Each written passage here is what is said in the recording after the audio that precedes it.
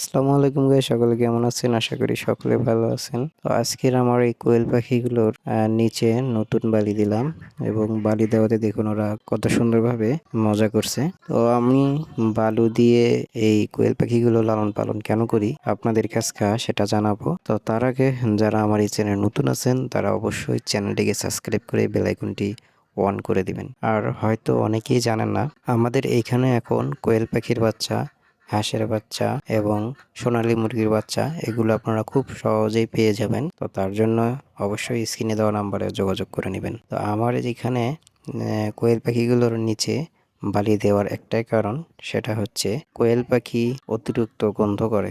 কোয়েল পাখির যে পায়খানাটা এটা অতিরিক্ত গন্ধ হয়ে যায়, যার ফলে কিছুদিন পর পরে এগুলো একদিন দুদিন পর পরে পরিষ্কার করতে হয়, নাহলে গন্ধ ছুটে যায়। আর আমার এইখানে বালু দিয়ে এগুলোকে লালন পালন করি, সপ্তাহে একদিন পরিষ্কার করে দিলেই যথেষ্ট। তবে এখানে তেমন একটা গন্ধ হয় না। যদি কেউ বালি দিয়ে লালন পালন করতে চান তাহলে এই কোয়েল পাখিগুলো সুস্থ থাকে এবং গন্ধ অনেক কম হয়।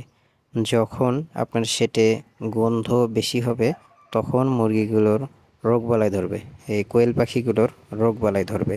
আর তখনই একটার যদি রোগ ধরে তো ওর সঙ্গে যেগুলো আছে সেগুলোরও সেই রোগে আক্রান্ত হয়ে যাওয়ার সম্ভাবনা বেশি থাকে। তো তার জন্য অবশ্যই আপনারা চেষ্টা করবেন যাতে বাড়ির ভেতরে এই কোয়েল পাখিগুলো রাখা যায়।